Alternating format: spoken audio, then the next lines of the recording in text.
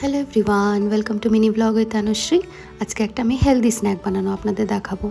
এটা আমি প্রায়ই খেয়ে থাকি। এর মধ্যে রয়েছে তোফু, গ্রেট করা পনিরও নিতে পারেন।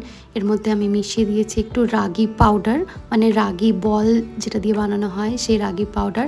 তার সাথে আছে ধনেপাতা কুচি, পেঁয়াজ কুচি দিয়ে এটাকে হালকা একটুখানি জল দিয়ে মিক্স করে মাখিয়ে এরকম ছোটো ছোটো টিক্কি বানিয়ে নিতে হবে।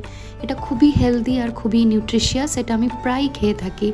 তার সাথে আমি নিয়ে নিলাম একটা বাটার পেপার। এটা আমি এবার এয়ার ফ্রায়ারে দিয়ে দেবো।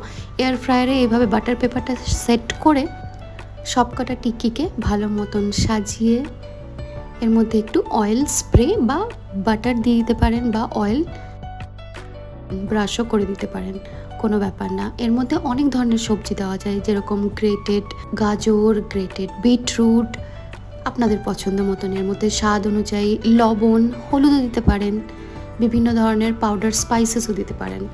তাহলে সব কিছুই রেডি। এবার আমি এয়ার ফ্রায়ারে এটাকে 180 ডিগ্রিতে 20 মিনিটের জন্য দিয়ে দিলাম অয়েল স্প্রে করে।